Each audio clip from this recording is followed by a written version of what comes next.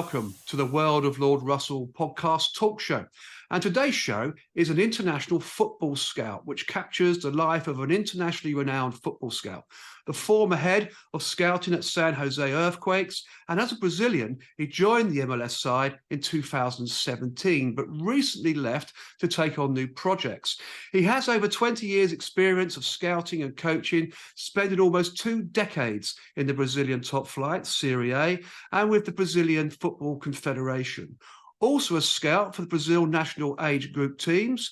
And in his role, he also helped scout and recruit some of the biggest names in modern football, including Neymar Jr. of Paris Saint-Germain, Philippe Coutinho of Liverpool, Gabriel Jesus, Manchester City, and Willian of Chelsea to the Brazilian youth national teams. Yes, folks, it gives me immense pleasure to welcome on the show Bruno Costa. Welcome to the show, Bruno.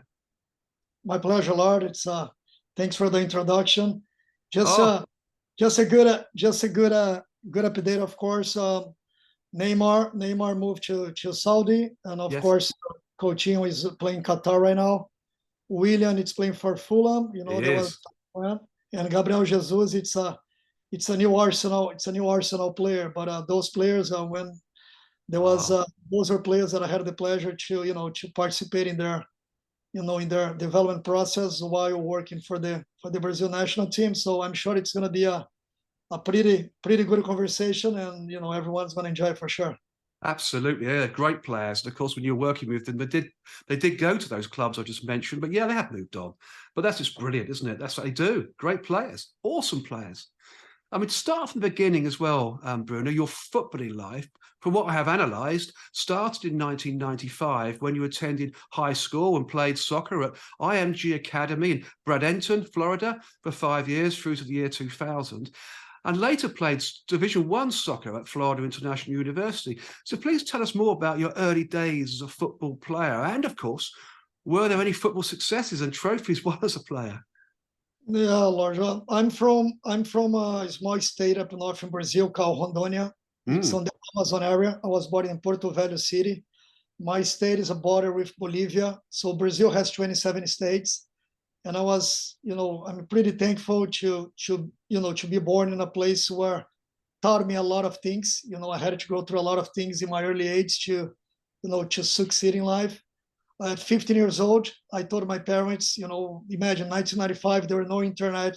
I remember, even to speak to my parents back in Brazil, I had to call a number. I never forget it. It's a 1-800 344 1055. There was so my parents, they received the call in Brazil, and they had to accept the call. It was like $1 per minute, so it was crazy, too expensive. But that's how everything started for me. I decided to move to America for the first time, and I knew, Lord, how important it was to learn a new language. I knew that soccer, football for us, soccer in America, was going to be fundamental for me to learn a new language, get an education, and that's the beauty about America. You have the opportunity to play the sports and also get an education, and that's what I did. 6 months.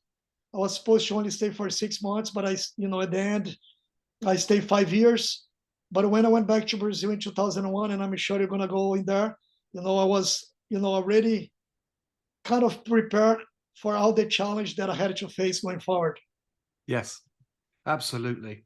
And quite right too, Bruno, you, as a Brazilian by birth, you did indeed return to Brazil in 2001 and joined the Brazilian Football Confederation as the team manager for the Brazilian youth national teams, where you assisted in scouting efforts. During your time there, the Brazilian youth national teams won 14 trophies, I'm led to believe, including the 2003 FIFA World Youth Championship under 21 level and the 2003 FIFA under 17 World Championship, making Brazil at that time the first and only nation to win both tournaments in the same year. That is some start as an international team manager at that level, isn't it? And scout. How did this opportunity arise, Bruno? Yeah, there was that's what I say, Lord, in life.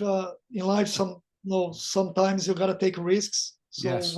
when I left home at 15 years old, I was taking a risk that I knew was gonna pay out. But you gotta be courageous.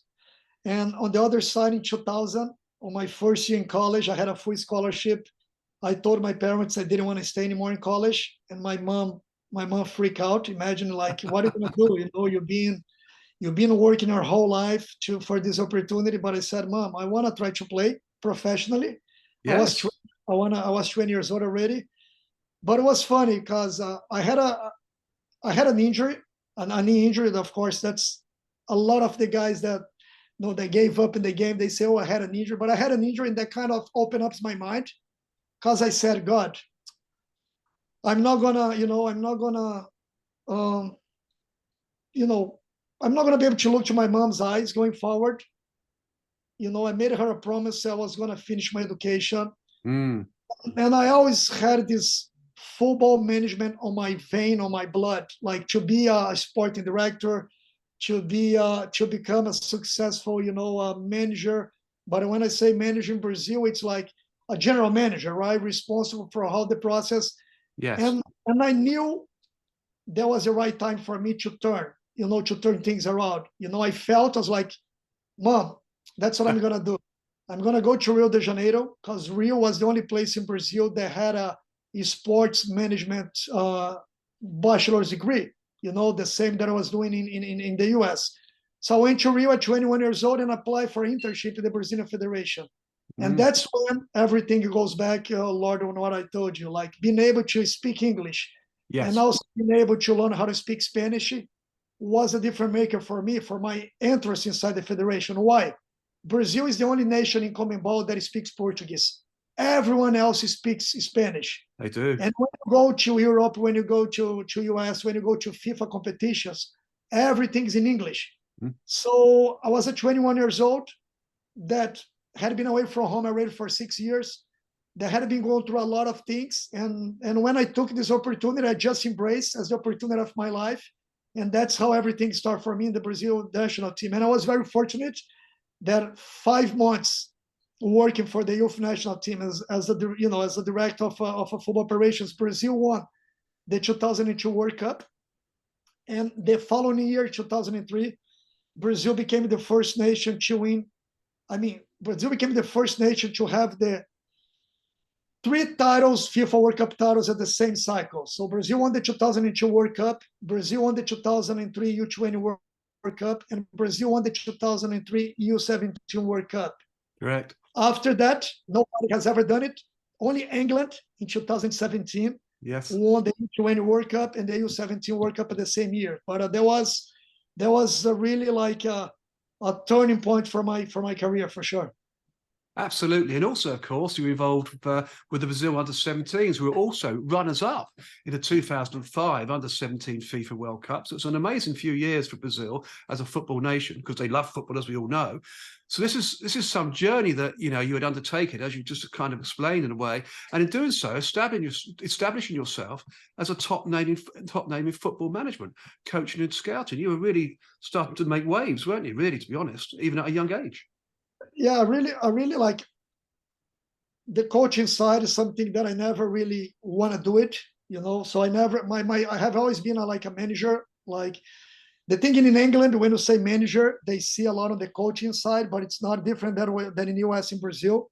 Mm. Like I have been a sporting director, I have been academy director, I have been a scout and a chief scout, as you're gonna go through, and being able, and I like to be someone behind the scene, supporting the coaching staff, supporting all the management, to achieve their goals and to be successful.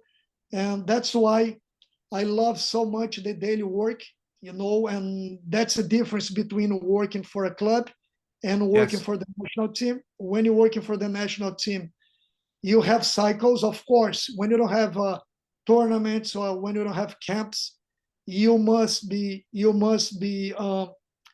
scouting, visiting clubs. You don't have that daily pressure, and for results. Of course you do when you go to the big tournaments, but on the national, when you work for a club, you must be dealing with issues every single day.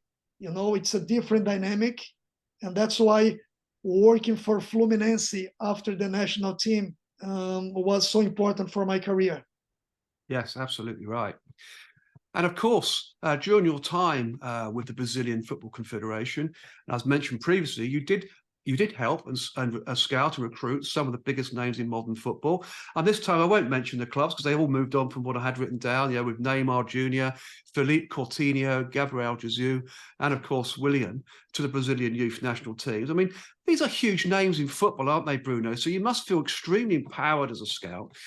For me, it's almost intoxicating as an outsider, knowing that you were behind finding and establishing these great players in international football, because great players they are. I mean, please tell us more about these magical moments and your chance meetings to meet these players, find them, produce them, engage them, turn them into the players they are today. I mean, it's fascinating. Yes, Lord. That's a good thing, because when I entered the Brazil national team in 2002, between 2000 and 2002,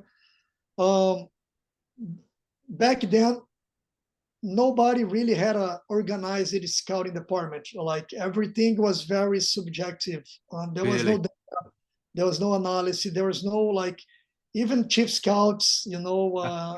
All those words were, we knew about scouts, of course, but inside the national team, everything was done by the coach usually.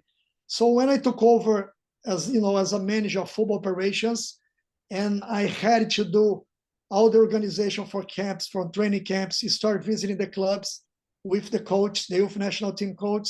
I created a relation, and I always had a good eyes, for players since my early age.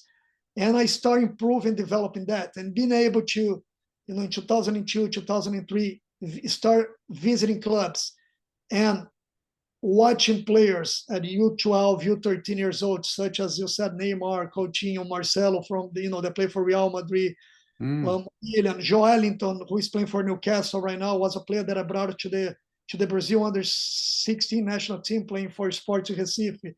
I mean, being able to start benchmarking all those profiles of players, was amazing for me. Why? Because then you start to compare and see who were successful and who wasn't successful. Yes. And most of the time, Lord, it's not only about talent. It's about mentality, mostly. It's about character. It's about behavior. It's about a lot of indicators that we have that we start learning in life. But those things you only learn on a daily basis. That's not something you're going to learn behind a computer. That's something you're going to learn behind, reading a book. It's about feeling and experience those moments. And as I said before, I was very fortunate, to be able to grow on those environments and take those opportunities, really as the opportunity of my life. Absolutely. It sounds almost like you were given a natural path to decide what you want to do and how you want to coach and manage. So you went out and opened the doors up and did your own work your way, which is fantastic to hear, isn't it? Not following anybody else's philosophy. And that's something, Lord. And it's a very great point, because I was talking to one of my best friends. Now that I'm on this transitional moment where I know where I want to be and I know where I'm going to go. It's pretty clear, and I'm going to be announcing that was a career plan. But talking to this person, he was like, Bruno, you've been on the game for more than 20 years, 25 years. And when you start shaping yourself and doing things on your way, you create your own way of doing things, right? Of course, I had Branco, who was my mentor, Branco, the former left back for the Brazil national team. Branco was the guy who taught me so many things, working for the national team. He was a sporting director for the Brazil national teams. And I was like, underneath him, learning everything. My dad, and my mom, who taught me all the behaviors and life principles, were very important for me to carry my career. Yes. But now I shape up myself, and I know what I want to do, And in life, when you learn and you feel you have, a purpose, then things become easier for you. So now I really feel, when I see that my next step, it's going to be a place where I'm going to be able to touch people's life and be able to improve players like I have always done, people around me, and make those people better, right? Using all the experience that I have carried, and of course, also learning from those people. Like us in life, that's why I'm so passionate about teaching. I'm a lecturer for the Brazil. I'm a lecturer for the Brazil Federation on most, a lot of the courses, and being able to make people better. It's my purpose in life today. That's a wonderful philosophy. It really is, Bruno. I mean, it just shapes so well with your character and what you've done in life. And it's magical, isn't it? It's fantastic. And you also, in addition, you also served as general manager for the Brazil national team qualifying squad at the 2008 Beijing Olympics. I mean, this experience on international and world stage, I mean, it's something incredible, isn't it? The Olympics as well.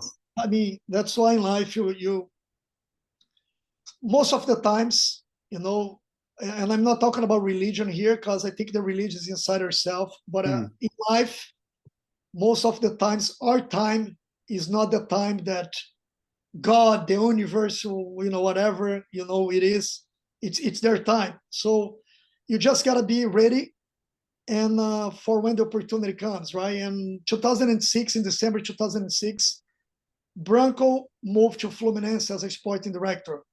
Branco was a sporting director for the Brazil national team, and I was, the manager of football operations. So when Branco left, we had 3 weeks after the qualifications. Yes. Nobody knew was going to be a pre-Olympic. At the beginning, it was only going to be a U20 South American qualification for the U20 World Cup. So Branco left to Fluminense and said, Bruno, you're going to be responsible, just finish the tournament, then you come to work in Fluminense. I was like, that's fine, Branco, no problem. 1 week after Branco left, the president of the Brazilian Federation called me. He said, Bruno, I just left CONMEBOL, who is the, it's like UEFA, CONMEBOL is for South America. I just left CONMEBOL, and the 2007 U20 qualification also is going to become qualification for the 2008 Olympic Games in China. Yes. And there is only 2 spots. I was like, President, it's not a FIFA window. Marcelo was playing for Real Madrid, Anderson was playing for Porto, Renato Augusto for Leverkusen, David Luiz for Benfica. I said, all those guys, they're not going to be able to participate. We're not going to have a strong, even though it's Brazil, we're not going to have the strongest team, right? And he said, Bruno, it is what it is. Just go. Just go. Like, okay. Do your best. I was 26 years old, carrying, the most winning football nation in the world on my shoulders. The whole Brazilian press. That was the only title that Brazil didn't win until 2016, and of course we're gonna go thereafter. So, and Brazil hadn't qualified to the 2004 pre-Olympic Games in Greece, right? So it was a lot of pressure to qualify Brazil, right? So to make a long story short, there was like a turning point on my career, Lord, because we had Lucas Leiva as our captain, Leiva, who played for Liverpool. That's another player that I also participate actively on their, he became a good friend. I just spoke to him like last week. Lucas retired now. And he was the captain. Alexandre Pato was like technically the best player we had it. We won the qualification, undefeated. And we qualified to the 2008 Olympic Games. And I was responsible for everything. That was really a turning point on my career for big all story the that I had on my shoulders, for sure. Absolutely. And it's a big mantle to have on your shoulders, because we all know Brazil is all about football and expectations, winning World Cups and everything else they enter into, a huge footballing nation. And, much respect for you, really, to be doing that. It's fantastic, Bruno. And of course, following your first stint with the Brazilian Football Confederation, and you did return for a second stint, which we'll talk about a little later. You went to Fluminense Football Club of Serie A in 2007, where you remained until 2011 as general manager of the youth academy and assistant general manager for the first team. So a huge role. How was the transition from Brazilian Football Federation, Confederation, I should say, to the top Serie A national team? Fluminense Football Club is a big club in the Brazilian Serie A, isn't it? It's a massive club. It's a massive club. They just won Copa Libertadores 3 weeks ago for the first club history. But that's why it was so important. That's why Fluminense it's part of my history. It's a club that became part of my life because when I came to Branco, as I said before, Branco became the sporting director, and I became his assistant, and Yes. also academy director responsible for all the youth teams. And I was young, right? Even though I had an experience on everything, I had almost 400 players and 95 employees under my responsibility, plus supporting Branco on the first team, and also restructure a very traditional and centenary club in Brazil. So those 4 years were like amazing. 2007, we won the Brazilian Cup for the first time in club history. We had Thiago Silva. We brought Thiago Silva back from Europe, and we had Thiago Silva, and that's when Thiago Silva really blossomed. 2008, we reached the Copa Libertadores final for the first time in club history. We lost on PKs with 85,000 people in Maracanã. That's why I was so happy and so glad. And I even get emotional because when Fluminense won now in 2023, the Libertadores for the first time, and you don't know how many calls I got from fans, from directors, from everyone saying, Bruno, even though it's passing, 15 years, people are like, Bruno, you're part of this. When you came to the club, that's when things start changing and everything. And then 2009, we reached the Copa Sul-Americana final, also for the first time in club history. And we had an amazing thing in running 2009. Why? 2009, Fluminense had a 99% chance of a relegation with 10 games left. Fluminense had to win 9 out of the last 10 games. Wow. That's impossible, impossible for the outside. So what we did was, myself and Branco said to Cuca, who was the head coach, look, Cuca, we have nothing to lose now. Let's use the kids, mix with Conca, with Freddy, with the experienced guys. We had one of the top 3 academies in Brazil. Fluminense is where Thiago Silva came from, Marcelo, and many other players. And I was doing a very good job with everyone else in the club. Of course, I had a very good core of people in our academy. So we brought us like 6, 7 guys from the youth academy up, and the magic happened. We won 8 games and tied 2. Last game of the season was against Curitiba. We played for the tie. If they beat us, we were relegated. We tied 1-1. Fluminense didn't get relegated. Wonderful. The team, there was a case in Brazil. The fans, you start calling the team of warriors. It became a song, became a music. Why 2009 were so important? Because in 2010, Fluminense won the Brazilian Cup, the Brazilian League, Serie A, after 27 years, 26 years. If there was a relegation in 2008, in 2009, there was no Fluminense, Serie A championship in 2010. So those 4 years were like unbelievable for my career, unbelievable for my memories, and of course, and that's history, and that's a legacy that we left inside the club. Absolutely. Also, we sold more than 80 million, $90 million on players from the academy. So it was an amazing bench market. Absolutely right, Bruno, absolutely right. And just so as we all are aware as well, during your time at Fluminense, the 4 or 5 years, Fluminense Football Club also won more than 30 trophies, I understand, in your time there, across all teams, which is quite something. And of course, as you just said, including the 2007 Brazilian Cup for the first time in the club's history, and the 2010 Brazilian National Championship. Fluminense were also runners-up in 2008 Copa Libertadores, I think you've already said. So it's quite an incredible part of the football club's history. So it's safe to say, Bruno, really, that you had brought some huge success to Fluminense Football Club, with your brother, of course, older brother in play as well. And I'm sure a real icon now at the club and with Fluminense supporters. I mean, they must absolutely adore you and your brother. You must be. Is there a statue going to go up anytime soon inside and outside the ground? I had a chance in 2019 to go back to the club. I got an invitation from the former president, but I was in MLS working for the San Jose Earthquakes, of course, and I didn't feel it was the right moment for me. But I think the most important when you leave a club, it's to leave a legacy behind you.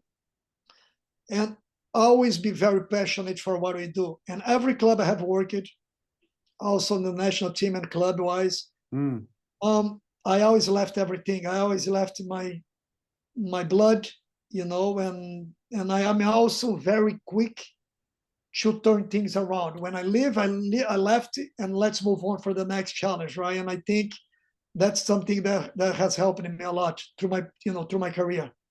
Absolutely right. And of course, we will be expecting statues then at some point of the Costa brothers outside the ground and inside. Huge icons that you both are, surely, at the club now. I mean, let's just capture just how big Fluminense Football Club are in Brazil. The word Fluminense, as I understand, means native or inhabitant of the state of Rio de Janeiro, which I have to say, Bruno, is on my list of must-visit soon places around the world too. I've not been to Brazil, by the way, and I want to go back. And when I do maybe go, I'll probably try and get to a match at Fluminense. Why not? But the biggest rival that I understand in the Brazilian Serie A is Fluminense versus Flamengo, which goes back to 1911, 1911, when a disagreement between Fluminense players led to the formation of Flamengo Football Club. So the so-called Fla-Flu derby, as it's known, is considered one of the biggest in the history of Brazilian football. So with this in mind, Bruno, you must have experienced a Fla-Flu derby on many occasions when at the club. But can you tell us more about the Fla-Flu derby and how these matches tended to play out? Because it's very vibrant in Brazil, isn't it? Massive derby match. It's crazy because in 2009, when we almost got relegated and we Flamengo won the Brazilian national championship. Yes. And the following year we won, and every game we had it was a battle, and Flamengo and Corinthians are two of the biggest clubs in Brazil regarding fan bases. Flamengo has more than 35, 40 million fans. But Fluminense fans are very passionate. They're very linked to the club. Different profiles of fans. But it was amazing games, right? If you have a chance, if you go to Brazil, you must do one thing: go to Maracanã to watch a. The Maracanã, the yes. thing is, they say Flamengo fans says Fla-Flu, and Fluminense fans says Flu-Fla. Yes, of course they would. That's how it is. It's a brilliant bit of history, though, isn't it? I mean, those games must have been absolutely intense to be part of when you were there watching those matches. I mean, absolute intense. Well, that's great, isn't it? It's lovely football to watch, and seeing the fans getting totally involved as well. I mean, and the players reacting. What matches they must be. And we talk about here in the UK. We talk about Liverpool and Everton matches. You talk about the North London derby, Arsenal, Tottenham. And Chelsea come into that as well to some degree. And in Scotland, the Glasgow derbies and things like that. But they're nothing on, as far as I can see, the passion that's provided here in the Flu-Flu or Flu-Flo or Flo-Flu derby matches. Well, that's incredible, isn't it? I mean, how many people go to those games? What's the attendances? Oh, it is. Maracanã, nowadays they hold around 80,000 people. So but back, if you look back in the days, when Maracanã was open, there was no seating, everybody was like standing. Yes. Those games used to take more than 130, 140,000 people. It's crazy. Yeah, it is crazy. I seem to remember those stadiums holding 120, 130,000, but of course, health and safety, all-seater stadia decreases it, doesn't it? But still a massive atmosphere. Wonderful grounds. I must go. It's got to be on my list. It really has. Get to one of those matches. With all the respect, and I tell everyone. Yes. If you're working in football, soccer, if you don't go to Brazil or you haven't been in England, you haven't feel the game 100%, right? Correct. I mean, of course, England, that's where the game was born. Well, of course, Brazil, for all the passion and for all the history we have in Brazil. Yeah, they are the two biggest football nations, really. And that's no disrespect to others like, Italy and Germany and Uruguay. Argentina, France, everyone. But there is absolutely. There is a history behind there it. is. There's an order, isn't there, really? Brazil and England are the stalwarts, really, of international football. It goes without saying. It really does, to be fair. And of course, after leaving Fluminense Football Club, and a hugely successful time too, you spent a year as the general manager of the youth academy, and assistant general manager of the first team at Figueirense Football Club. I hope I spelt that right, or mentioned that right. Figueirense Football Yes. Club, also a Serie A, helping the youth squads win 6 trophies before you returned to Brazilian Football Confederation in 2012. So how was your time at Figueirense Football Club? I mean, big a success there too, Bruno, by the sounds of it. I mean, was fun. You know, the Brazilian clubs are political, right? On a certain. So in Fluminense, they had things are start changing more nowadays in Brazil. But back, you know, most of the clubs in Brazil, they're associations and they have elections every 3 years, 2 years, depends on the club. Yes. So even though in Fluminense we won everything, in December 2010, January 2011, there was a change of president, and I left the club. You know, as a Brazilian champions, right? Yes. And it's crazy because I had offers to go to 3, 4 like bigger clubs in Brazil, and Figueirense had just been promoted from Serie B to Serie A, and I was like, man, what am I gonna do? I think I'm gonna go to a new challenge. Yes. You know, let me go to Figueirense. They just got promoted, and absolutely. Let's do things different over here, and we did it. You know, the club had for the first time ever, they finished top 6 in the Brazilian league, Serie A, on their first year, like back on the Serie A. The under 17, they won the Brazilian Cup, you know, for the first time in club history. And I mean, those things, you know, and Figueirense, unfortunately, nowadays, Figueirense is on 3rd division.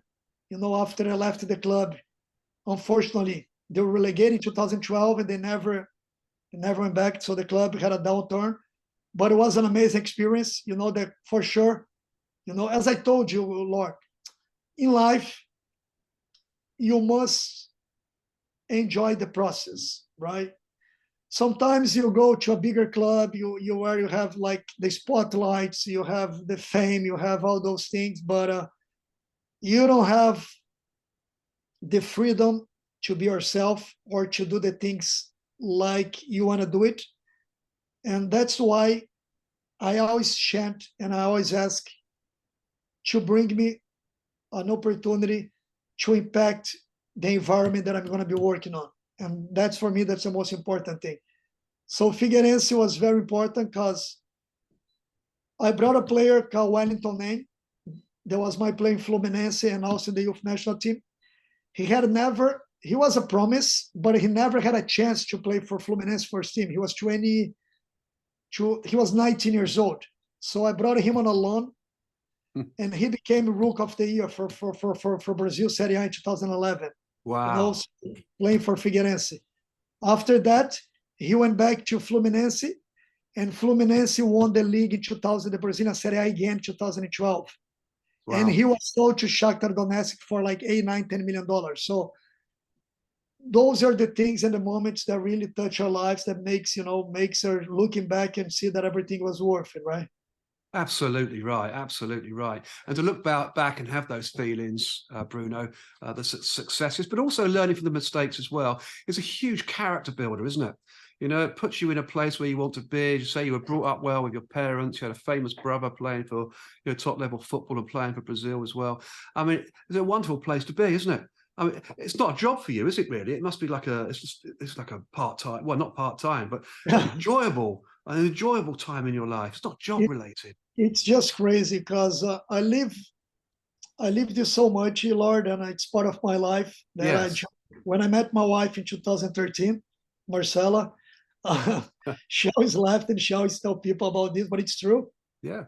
She came to I used to live alone, so first week we're dating, she came to my place for the first time, and there was like balls and jerseys all over the place, and I showed her a football, and I told her, look, this is the most important thing for us. This is gonna take us to the world. Yeah. So this is my life. Of course, you come into my life right now, but this is part of me. And I told her. Yes. And she understood it. That's why we've been together for 10 years. Yeah. But it's true. Of course, you gotta balance everything. But look now that pretty much, pretty much ready for my next step, for my next move to work for a new club. I'm already, even without being inside this club yet, because there is some process behind.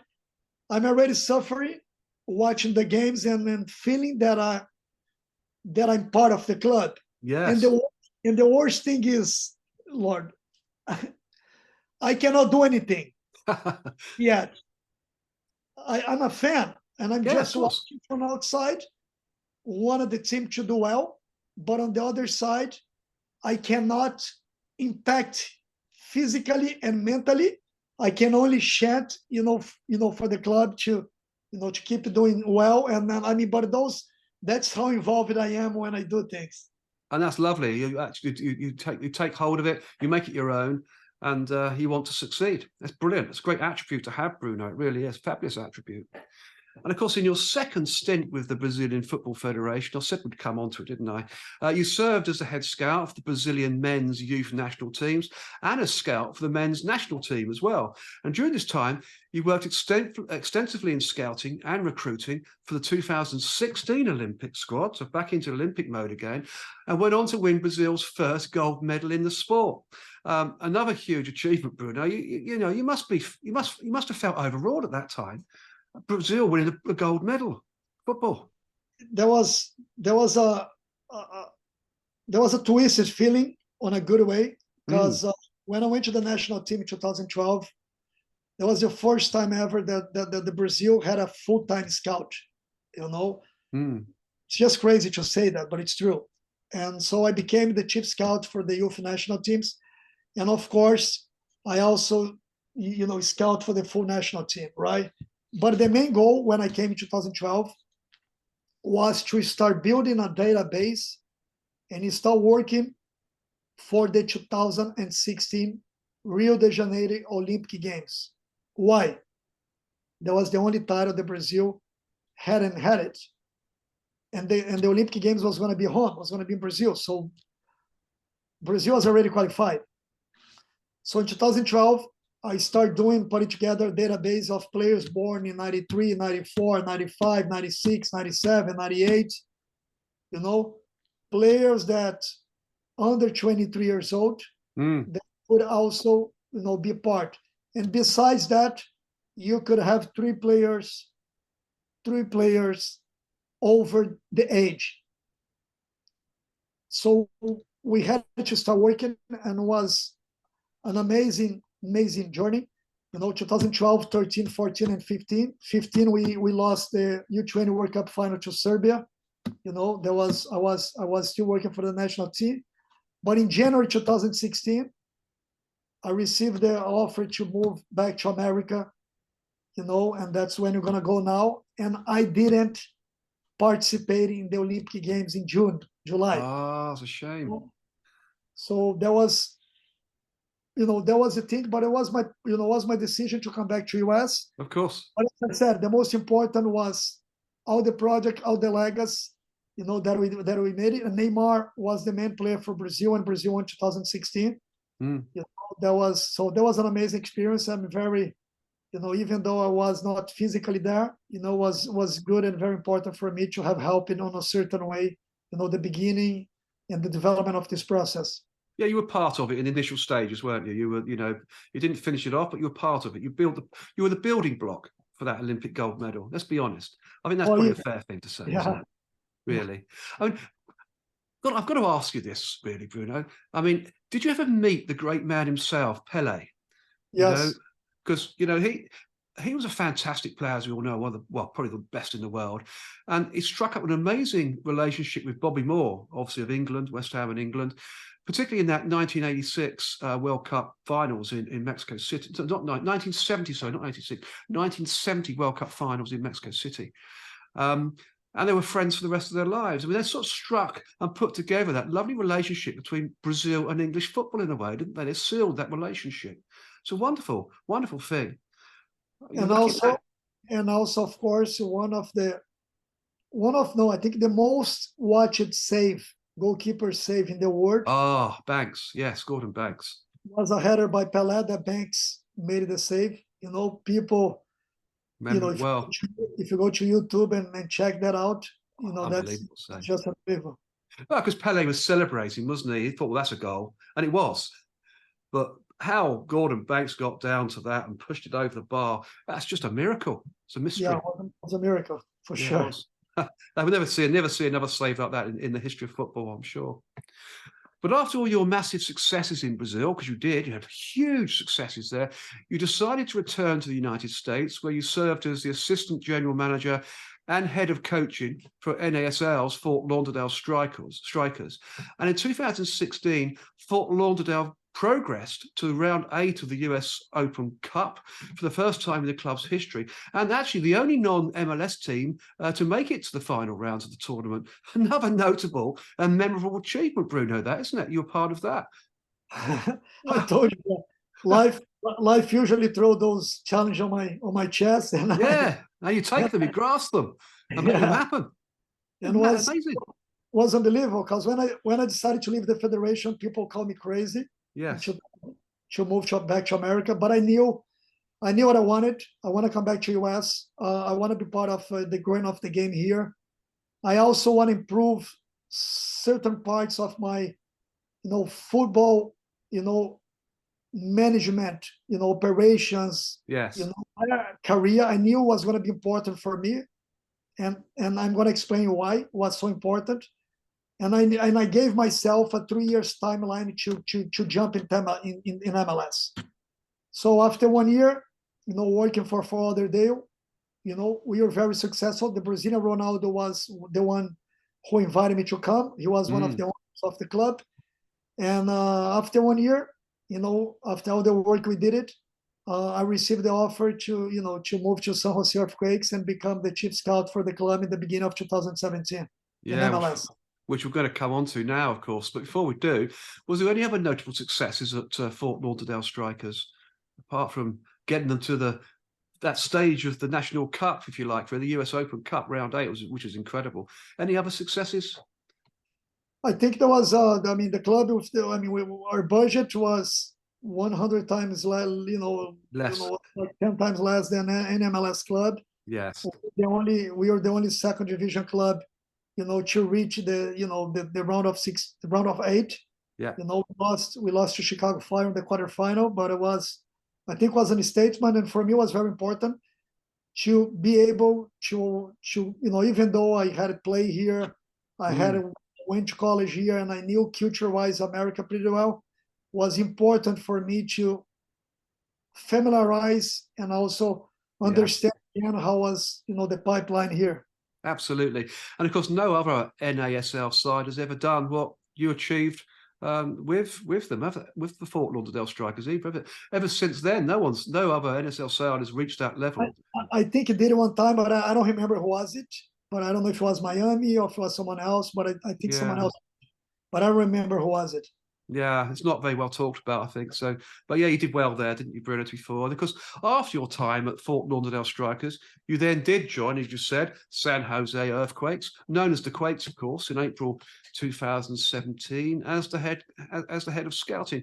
You joined the Quakes with extensive scouting experience, of course, spending almost 2 decades in the Brazilian top flight Serie A and with the Brazilian Football Confederation. And Jesse Fioranelli, I hope I pronounced his name right, Jesse Fioranelli, stated, and I quote, because I'm always good at my quotes on this show, as we develop a comprehensive player scouting and development program across Quakes teams, Bruno will focus on prospects in Bay Area as much as he will cover the US and select markets in Europe and Latin America.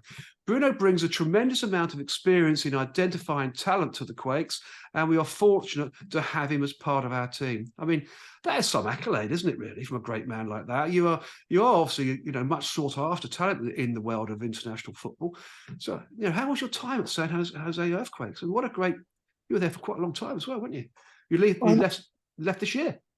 Yeah, I mean, that's why I thought I came to the club on a 2 years contract, right? It was when Jesse hired me. I didn't know Jesse. I went through an interview process with a lot of candidates I didn't know.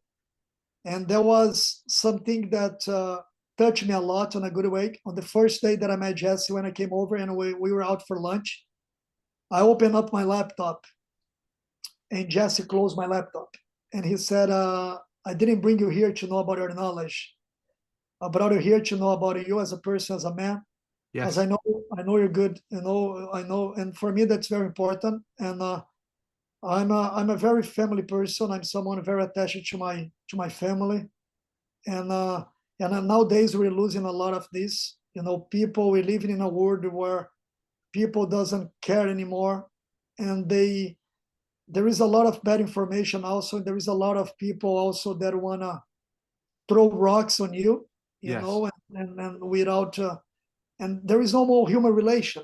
People doesn't know how to touch, how to talk, how to and being a South American, culture wise, we are very, very human relations. We are. Yes. We like to hug, we like to kiss, we like to Mm, embrace. I mean, that's part of our culture, right? And of course and it now is. it's a little bit harder to be yourself, right? And to be able and to be a successful manager, to be someone, the human relation. If you see Ancelotti, even Guardiola, all those guys, even Mourinho, all Yes. those guys are very into human relation, right? And that's something when I came to the club, that's something that I try to do inside my environment. I had a very, an amazing person working side by side who was Alex Covello. He was our director of methodology. He was the one responsible to implement our game model and how to play in the club. And in football, there is no methodology without scouting, right? They have to walk side by side because the methodology defines how you play, and the players that you have defines if you can play like that or not, right? Correct. So we had to walk side by side. Alex is from Spain. He became a very good friend, and we came to a club who, even though was a very traditional club with two MLS Cup, it's a club who was not a high spending club. So we knew it was very important to work on the development side, academy side. Yes. So what I did was I drove like 10, 15,000 miles on my first year in the club, understanding the player profile, understanding the area, visiting clubs, talking to people. Based on that, we create our own style of playing, you know, Yes. um, based based on the players profiles that we had in the Bay Area and also in Northern California. Mm-hmm. Became a benchmark because after 5 years, you know, 2 years became 7 here. After I decided to move on. Last month. But after 5 years in 2020, not even that. In 2020, after only 4 years, we already had 5 players from the academy starting playing for the first team. We became the club in 2022 with more players scout for the youth national teams, Mm-hmm. US, 12 or 13 players, you know. And this year, on the Guardian list of the 60 best players in the world, under 17, for the first time ever, we had 2 players former in the club on the list. Fidel Barajas, who plays for Mexico under 17 national team, and also Cruz Medina, who plays for the U.S. national team, and also a San Jose Earthquakes Academy player. I mean, being able to produce players, the under 15 national team just had like 2-3 weeks ago. Yes. 4 players called for the national team. So, Kate Cowell was the youngest player ever, homegrown player to score a goal for the first team at 16 years old. We signed Emmanuel Ochoa, goalkeeper, 14 years old. Nowadays, he's a second goalkeeper for the first team. I mean, Wow. there was a lot of good things that happened in the club. And as I said, after 7 years, I felt was the right time, the right moment to move to a new challenge. And that's why in life you gotta feel also the time to move on and look for a new challenge. Absolutely right. Before we come on to your new challenges, I just want to bring out this little part as well, because also, whilst at San Jose Earthquakes, you may well have developed this philosophy beforehand anyway. You drew on your experiences at club and national team level to pick out 5 key identifiers of talent for players in the 14 to 16 age groups, namely, and firstly, whether the player is comfortable on the ball, decision-making, movement, tactical awareness, and body language. I mean, I can understand all of that, and having played football myself, but 5 key factors in assessing players as a scout. I mean, can you elaborate more here, Bruno, on how in practice these 5 key identifiers work with you and in your space? I mean, Lord, as I said, for me to be a top sporting director, to be a top, first team manager, coach, Yes. football player, to become a successful, and that's my opinion, it's fundamental that you know about youth development foundation, Yes. and Agreed. being able to learn, to do like my elementary school, middle school, high school, go to university, do my master's degree. I'm just comparing all those things, on the youth development side. Yes. That shaped up myself a lot, and that's how I came up.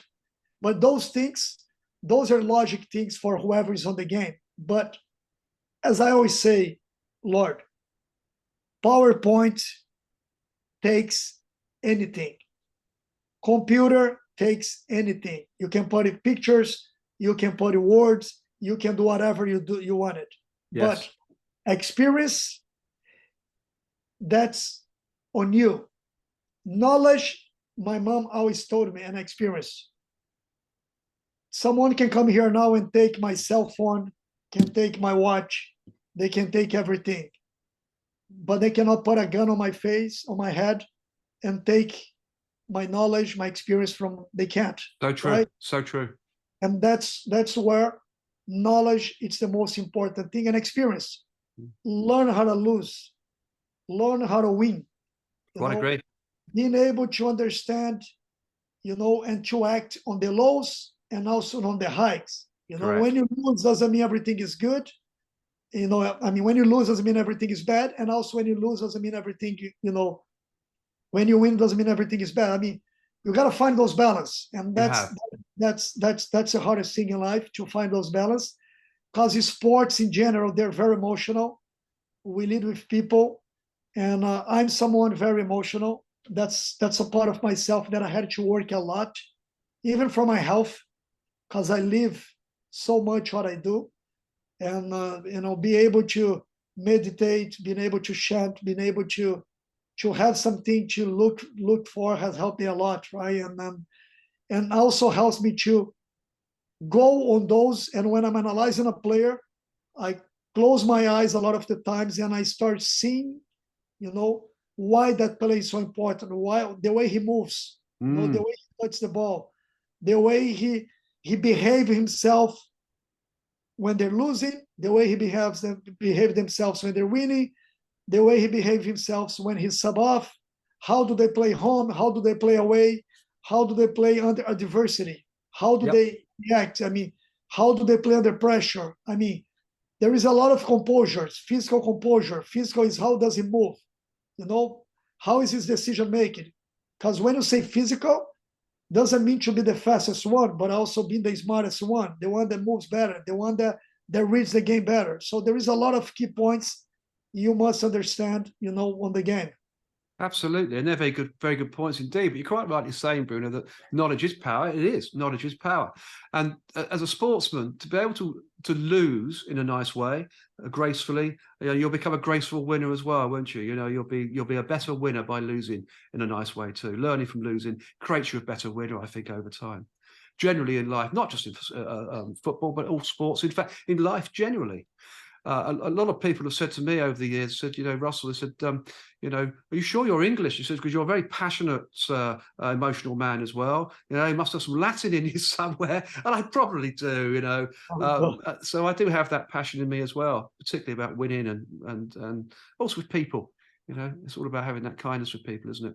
And learning about people, learning how they tick. So, and you obviously have that, because you're teaching these players at young age, 14 to 16, how to become better players and how to become better people. So all credit to you, really, to be honest. It's a fantastic attribute. It really is. So congratulations on that. It's brought you all your success, Bruno, over these years.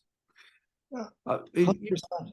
Yeah, I mean, you have only just left San Jose Earthquakes, as we said earlier, after 5 or 6 years and a successful time there, to take on a new project or projects.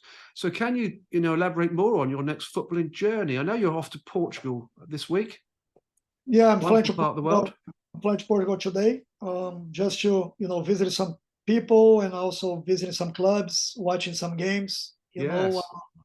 I've been analyzing some projects, so hopefully next week or so I'm gonna have some good news, and I believe I'm already kind of working behind the scene, having this freedom Yes. to moving around, understanding how the game is moving, understanding, because the thing is, Lord, when you're out, you open up your mind a little bit more, you spread your ideas, and that helps you to make the Definitely. best decision. I want to go to a place or to a club where I'm going to be able to keep growing. I know it's the time for me to go back and either become a sporting director or technical director on a club, and also be able to to help In and Europe, participate. in Portugal. Been in Europe, can be in Brazil, can be in MLS, so Yeah. everything is open right now. So All open. I've been talking to some clubs, talk to some people. There is some proposals on the table, so I'm open now. I'll either go England. back to England. I have a lot of relations in England, a lot of Yeah, people. Premier League. I mean, as I said, I'm just pretty open, listening, and understanding, because I want to choose the best project for me, and Of then course you do. and nowadays, fortunately, that's something I'm looking for. And take your time too, Bruno. I think time's a perfect thing, isn't it? Here, don't jump into anything too soon. You've got huge culture behind you, history, success. You're much sought after. The choices, the options will be given to you, won't they? And it's down to you then to make the right choice about what you do next, whether it's one project or more than one project, multiple projects. Why not? For sure, Enjoy the moments. More success. that's how it is. You gotta enjoy the process, enjoy the moment, and of course, nowadays I have a family, I have a wife, have a kid, so Mm. all of those things are also fundamental for me on the next step I'm going to make it. Correct. Absolutely right. And putting the family first is important as well as putting your profession forward. So I welcome those comments. Absolutely brilliant. And I'm sure you'll be a huge success wherever you end up, wherever you go. That's always the case, I'm sure, because having read all about you and put this series together, this podcast together, it's been wonderful. It's wonderful learning about your success. Really has been, and a real pleasure to put this show together. But as always, we've almost done an hour, pretty much on the hour. And it's one of those things. This show goes so quickly, Bruno. You can't believe, and it's been a great show. We've talked about so many lovely things. But as always on the World of Lord Russell podcast talk show, we could talk forever, Bruno, about your life as an international football scout, and of course your life in football in Brazil, America, Europe, within the top leagues. So thank you, Bruno, for coming on to the show and talking about your professional life in football around the world. It's been a huge pleasure, as always. And as always, as I say on the show, the pleasure is all mine. And of course, the show's audience, when the podcast is released on the World of Lord Russell podcast talk show in the next day or so. So, thank you, Bruno. I know as I'll do this recently. Ladies and gentlemen, I'll give you Bruno Costa a big round of applause. Fantastic, absolute gentleman. Thank you very much for spending your time and coming onto the show and sharing your life in football with us. It's been an absolute pleasure. It really has. I hope you've enjoyed the experience too. Appreciate it, Lord. Appreciate the invitation. It's my pleasure. And whoever follows me, just can follow me on LinkedIn, Instagram, Twitter. I always like posting, things Absolutely. about the game. Thanks for the opportunity, and I keep you posted about my next challenge. Oh, please do. Yeah, we're linked up now anyway, Bruno. So, stay in touch, keep in touch. I'm sure there'll be other things we can talk about at some stage in the future. It'll be amazing, amazing journey. So let's do that. Let's stay in touch. So thank you very much. Do hang on for a little bit. I'm just going to close up now, Bruno, and then if we have a quick chat afterwards, as always, just to tail off. That'd be lovely. The next episode on the World of Lord Russell podcast talk show is You Are the Ref, where my special guest will be Keith Hackett, the former English Premier League referee. Keith, who began refereeing in local leagues in Sheffield, South Yorkshire area around about 1960. Keith Hackett is counted amongst the top 100 referees of all time in a list maintained by the International Federation of Football History and Statistics. Keith stepped up to the ultimate domestic honour in the 1981 FA Cup final at Wembley, finishing 1-1 between Spurs and Manchester City, causing the game to go to a replay, which Keith Hackett also refereed at Wembley. Internationally, Keith was a match official also at the 1988 European Championships, in which he took charge on control of West Germany's 1-1 draw with Italy in Group A at the Rheinstadion. Keith Hackett also officiated at the 1988 Olympic football tournament, handling the semi-final between Brazil and West Germany, which Brazil won on penalties following a 1-1 draw. And of course, I'm looking forward to seeing you all on the inside. So until then, it's au revoir from him, and au revoir from me.